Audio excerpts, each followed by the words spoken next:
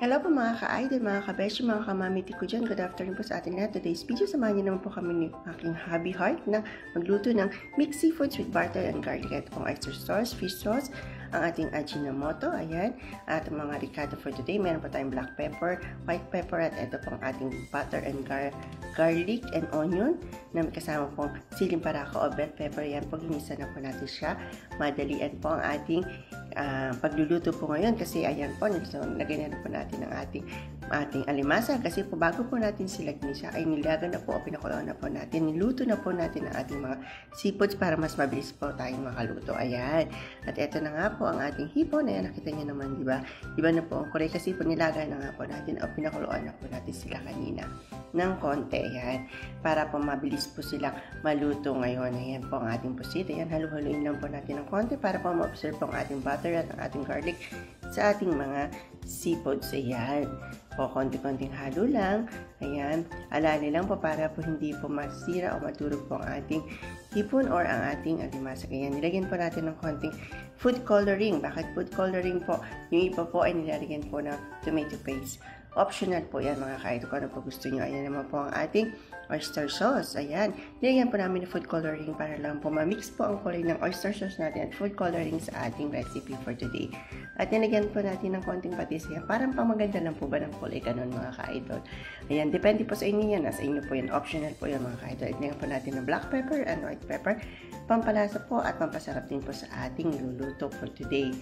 Ayan po ang white pepper po.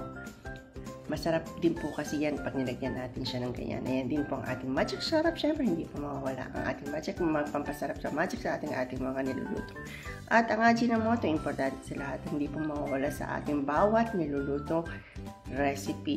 Pampalasa, pampasarap sa kahit na anong mga recipe. Ayan po, halu-haluin po natin ng konti para po mahalo natin mabuti ang mga seasoning na ating inilagay at lumasa po sa ating mga seafood. Siyempre, sa ating sauce, ayan, haluin din po natin ng konti yan.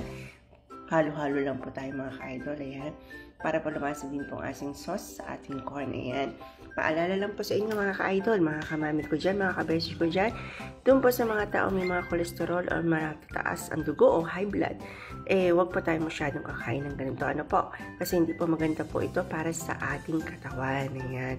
Oo, at masarap po siya. Alam naman po natin masarap. Kahit ako po ay bawal sa akin to, pero ako po ay kumakain na paminsan-minsan din. Tumitikim-tikim po tayo, kumukurot-kurot din po tayo paminsan-minsan.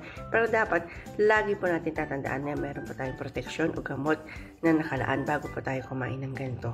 Doon po si mga high blood at may mga kolesterol, tikim-tikim, kurot-kurot lang po tayo mga ka-idol. Mas mainam na po yung nag-iingat kesa po tayo ay mapahamak dahil lang po sa ating kinakain na yan. Ito po nakita nyo naman, di ba? Ang taba-taba po niya, ang sarap-sarap. Itsura pa lang po ay nakakagutom na. Alam naman po natin lahat na masarap. Kakain na ko ano ang masarap, yun ang bawal. Yun, so lahat po ng mga kagaya ko na bawal kumain ng ganito dahil meron pong hindi hindi magandang nararamdaman. Huwag po tayong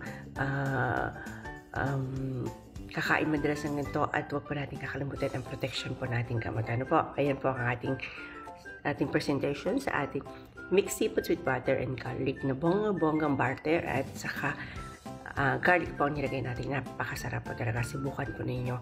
Ito po, ayan po. Yun lamang po. Thank you for watching, share, and likes, and follow. Maraming salamat po. Magandang araw. Have a nice day and don't forget to smile every day.